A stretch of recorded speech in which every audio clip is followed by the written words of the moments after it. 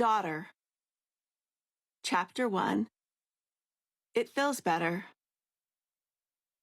Until I was about 5, I was bald. I don't know why. So I wore my towel as a wig as a little girl.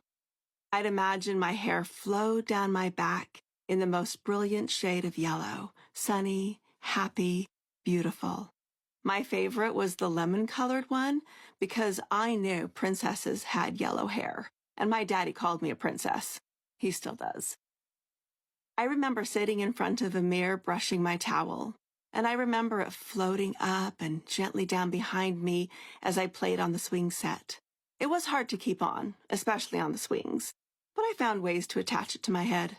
Dad wondered why I was so into this towel, but that's just me. I chose as a young girl to be positive. Bald? Solution. Part of that was my upbringing. We didn't complain. That's typical of big families. You learn to deal because every boo-boo won't get a kiss. Mom won't always see who pinched you, and siblings tease if you act like a baby. I could have moped and felt sorry for myself, or been a clown to get attention, or stewed, or struck out in anger. Instead, I became a mediator, assessing everyone's emotions and working to keep things smooth. I decided, and it was a decision, that I preferred to be cheerful and positive. It feels better. I remember being happy as a child and having fun. I played in the backyard all the time, playing. I loved makeup and dresses and dolls. That was my personality, having fun. I would wait for my dad to come home from work every day, and he always made time for me, even after a full day. My normal looked an awful lot like most kids' normal, spending their childhoods in the early 1970s, except for one thing.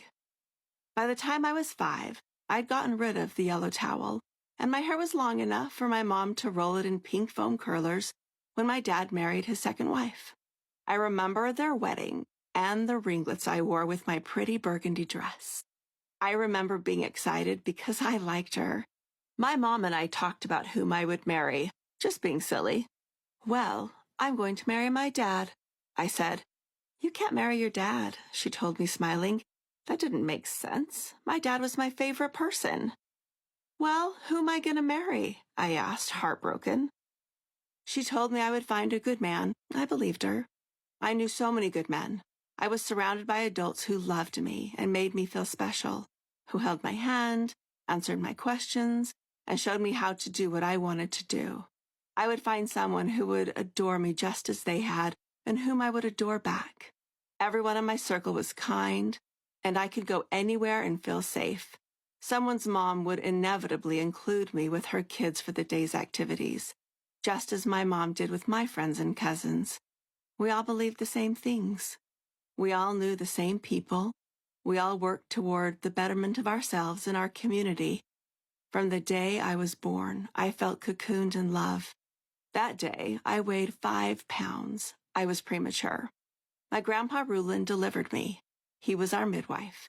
And from that moment on, all I felt from him was love.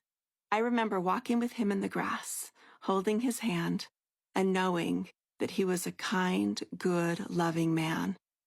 I didn't yet know that Grandpa Rulin had to flee from the family when Dad was young, and that Dad didn't see him or many of his brothers and sisters for years.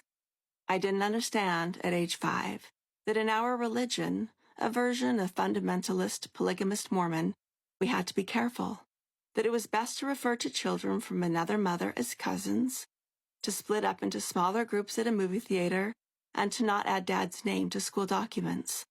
I didn't yet understand the darkness in our community, or in that of other communities like ours.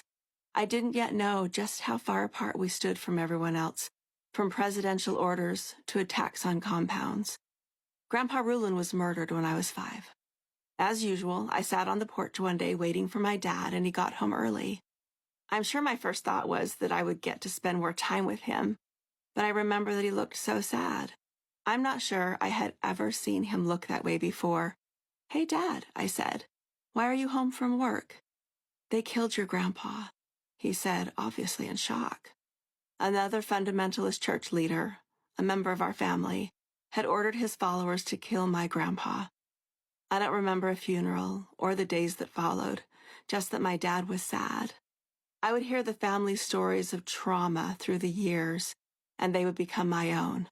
But I would hold on to that feeling of being surrounded by love when I thought of Grandpa Rulin. In a way, I would follow in his footsteps. He had tried to tell the world about our church to bring safety to our community, but the threats to our group didn't always come from outside.